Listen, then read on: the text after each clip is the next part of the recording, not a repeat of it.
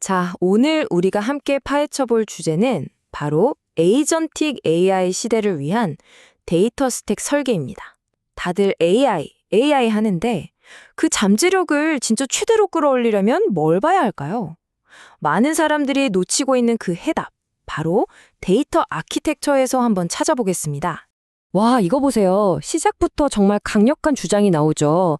AI 프로젝트가 왜 자꾸 막히냐? 그게 모델 성능 탓이 아니라는 거예요. 진짜 이유는 바로 이 에이전트 시스템이 요구하는 걸 데이터 아키텍처가 전혀 못 따라가고 있기 때문이라는 거죠. 우리는 보통 모델이 별론가? 이렇게 생각하기 쉬운데 진짜 범인은 사실 다른 곳에 있었다. 뭐 이런 얘기입니다. 좋습니다. 그럼 도대체 AI 도입을 가로막는 진짜 병목, 그 근본적인 원인이 뭔지 지금부터 한번 제대로 파헤쳐 보겠습니다. 주변을 보면 정말 많은 기업들이 AI를 도입한다고 하잖아요. 그런데 대부분이 개념 검증, 그러니까 POC 단계에서 그냥 멈춰 있어요. 실제로 맥킨지 보고서를 봐도 정말 소수의 고성과 기업들만 AI로 의미 있는 비즈니스 가치를 만들어내고 있다고 합니다. 결국 아이디어는 넘쳐나는데 이걸 진짜 돈 버는 비즈니스로 만드는 그 단계에서 다들 헤매고 있다는 뜻이죠. 보스턴 컨설팅 그룹 자료를 보면 AI 도입을 막는 장애물 중에 70%가 사람이나 프로세스 문제라고 해요. 네, 뭐 맞는 말입니다. 조직 문화나 일하는 방식이 중요하죠. 근데 말이죠, 기술적인 문제로만 딱 좁혀서 보면 얘기가 달라집니다. 여기 보세요. 데이터 인프라 문제가 무려 20%를 차지하면서 기술적인 걸림돌 중에선 단연 1등이에요. 그러니까 프로젝트가 자꾸 늦어지는 가장 큰 기술적 원인은 바로 이 낡아빠진 데이터 구조 때문이라는 겁니다. 자, 그럼 도대체 왜 우리가 쓰던 기존 데이터 시스템, 이른바 레거시 아키텍처가 지금 이 AI 시대에는 전혀 맞지 않는 옷이 되어버렸을까요? 그 이유를 한번 깊숙이 들여다보죠. 이 레거시 아키텍처가 AI 도입의 발목을 잡는 데에는 크게 세 가지 고질적인 문제가 있습니다. 첫 번째는 데이터가 여기저기 흩어져서 서로 말을 안 듣는 경직된 스키마와 사일로 문제. 두 번째는 시대에 뒤떨어진 낡은 로직. 그리고 마지막 세 번째가 바로 기존 시스템에 AI를 억지로 껴맞추는 땜질식 AI입니다. 자, 하나씩 한번 까보겠습니다. 첫 번째 문제부터 보죠. 바로 데이터가 완전히 파편화되어 있다는 겁니다. 무슨 말이냐면 분석할 때는 데이터 웨어하우스를 쓰고 검색할 때는 검색 인덱스를 쓰고 또 AI 학습시킨다고 벡터 스토어를 따로 만들고 이런 식으로 시스템들이 다 제각각 다른 규칙으로 따로따로 놀고 있는 거예요. 데이터들이 서로 소통이 안 되는 섬에 갇혀 있는 꼴이죠. 자, 이 표를 보시면 이게 얼마나 심각한지 딱 보입니다. 각 시스템이 완전히 다른 목적을 위해 만들어졌어요. 데이터 웨어하우스는 SQL로 분석하는 데 최적화되어 있고 검색 인덱스는 키워드 검색, 벡터 스토어는 또 의미 기반 검색에 특화되어 있죠. 이러니까 AI 입장에서는 데이터를 제대로 써보기도 전에 이 흩어진 조각들을 하나하나 이어붙이는 아주 고된 퍼즐 맞추기부터 해야 하는 상황이 벌어지는 겁니다. 두 번째 문제는 더 심각합니다. 바로 인덱스 드리프트라는 현상인데요. 쉽게 말해서 데이터가 현실을 못 따라가는 거예요. 한번 상상해 보세요. 우리 시스템이 하루에 딱 한 번 모두가 잠든 밤에만 데이터를 업데이트한다고 쳐요. 그럼 우리 AI 에이전트는 뭘 보고 일할까요? 맞습니다. 이미 과거가 되어버린 어제의 데이터를 보고 오늘의 결정을 내리는 거죠. 현실과 데이터 사이에 엄청난 시차가 생겨버리는 겁니다. 근데 이게 그냥 AI가 좀 멍청한 답을 내놓네?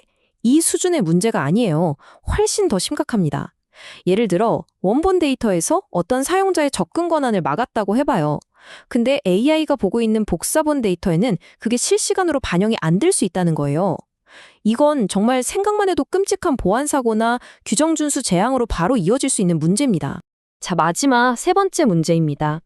AI를 마치 오토바이 옆에 붙이는 사이드카처럼 기존 시스템에 어설프게 덧붙이는 방식이에요. 애초에 AI를 전혀 생각하지 않고 만든 시스템에다가 나중에 AI 기능이 필요하니까 볼트로 대충 조여서 붙이는 거죠. 이러면 어떻게 될까요? 당연히 보안이나 데이터 관리 체계가 따로 놀게 되고 운영에는 구멍이 숭숭 뚫리고 전체적인 거버넌스는 그냥 악몽 그 자체가 되는 겁니다. 그런데 말이죠. 이런 문제가 사실 어제 오늘 일은 아니었잖아요. 근데 왜 지금 이 데이터 문제가 이렇게까지 시급한 화두가 됐을까요? 정답은 바로 에이전틱 AI의 등장 때문입니다. 스스로 생각하고 판단하고 행동하는 이 새로운 AI는요, 기존 시스템과는 완전히 차원이 다른 요구사항을 가지고 있어요. 이 에이전트 AI라는 녀석은요, 기존에 우리가 나눠놨던 트랜잭션, 분석, 검색 데이터베이스 사이의 벽을 그냥 박살내버립니다. 비유하자면 얌전히 1차선 도로를 달리던 동네 자동차가 갑자기 F1 머신으로 변신해버린 거예요. 지금처럼 여기저기 데이터가 나뉘어있는 사일로 구조로는 이 미친 속도를 절대로 감당할 수가 없습니다. 자, 이제 문제점은 충분히 진단한 것 같네요. 그럼 이제부터는 해결책을 이야기해봐야겠죠. AI 시대를 위한 데이터베이스, 과연 어떻게 설계해야 할까요? 그 핵심 원칙들을 지금부터 살펴보겠습니다. 에이전틱 AI를 제대로 지원하는 데이터 레이어를 만들려면요, 딱 3가지 핵심 설계 원칙만 기억하시면 됩니다. 바로 적응성, 개방성, 그리고 조합 가능성입니다. 이게 뭐냐면요, 아주 간단합니다. 적응성은 정형 데이터든 비정형 데이터든 뭐든 가리지 않고 유연하게 처리하는 능력이고요. 개방성은 특정 회사 기술에 종속되지 않게 표준 기술을 써서 자유를 확보하는 겁니다.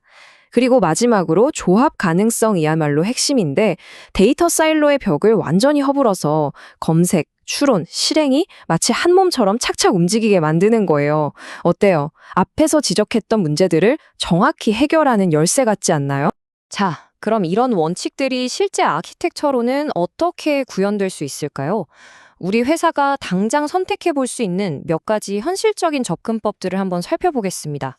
크게 보면 한 3가지 전략이 있어요. 첫 번째는 가장 빠른 방법인데, 몽고DB 아틀라스나 피지벡터처럼 기존에 잘 쓰던 데이터베이스에 벡터 기능을 추가하는 겁니다. 두 번째는 전문가처럼 가는 거죠. 파인콘이나 위비에이트 같이 아예 AI 검색에 특화된 전문 벡터 DB를 도입하는 거예요. 그리고 마지막 3번째는 가장 과감한 방법인데, 서류얼DB처럼 처음부터 여러 데이터 모델을 하나로 합친 차세대 데이터베이스로 갈아타는 겁니다. 이렇게 현대적인 접근법을 택했을 때 우리에게 펼쳐질 새로운 현실은 과연 어떤 모습일까요? 한마디로 AI 에이전트에게 아주 강력하고 믿을 수 있는 기억을 만들어주는 것과 같습니다. 바로 이겁니다. 옛날 방식과 새로운 방식의 차이가 여기서 극명하게 드러나죠. 예전에는 데이터는 항상 현실보다 몇 발짝씩 늦고, 감사 추적은 어렵고, 업데이트는 느려 터진 그런 복잡한 파이프라인 때문에 골머리를 앓았다면, 이제는요, 단 하나의 진실된 소스를 통해서 모든 게 실시간으로 동기화되고, 보안은 아예 시스템 안에 딱 박혀 있는 겁니다. 우리 AI 에이전트가 드디어 제대로 된 기억을 갖게 되는 순간이죠. 이게 그냥 이론이 아니에요. 실제 사례를 한번 볼까요? 라이브 스폰서라는 회사가 있는데 데이터 레이어를 싹 뜯어 고쳤더니 쿼리 시간이 20초에서 무려 7밀리초로 줄었답니다. 여러분, 20초랑 0.007초예요. 이게 말이 되나요? 정말 어마어마한 차이죠. 이게 바로 현대적인 데이터 아키텍처가 가진 진짜 힘입니다. 자, 그럼 오늘 내용의 핵심만 쏙쏙 뽑아서 다시 한번 정리해 보겠습니다. 여러분이 앞으로 AI 아키텍처를 설계하실 때 이 4가지만은 꼭 기억하세요. 첫째, 검색과 관계를 중심으로 설계할 것. 둘째, 데이터와 정책 그리고 연산은 최대한 가까이 붙여놓을 것. 셋째, AI 에이전트를 위해 영구적인 메모리를 반드시 확보해 줄 것. 그리고 마지막으로 특정 회사의 발목 잡히지 않도록 개방형 기술을 우선적으로 쓸 것. 이겁니다. 결론적으로 이제 질문은 과연 우리도 에이전트를 위해 데이터를 재설계해야 할까가 아닙니다. 그건 당연한 거고요. 진짜 질문은 이겁니다. 우리 AI 에이전트에게 필요한 그 기억을 얼마나 더 빨리 만들어줄 수 있는가? 어쩌면 여러분 회사의 AI 프로젝트 성패가 바로 이 속도에 달려 있을지도 모릅니다.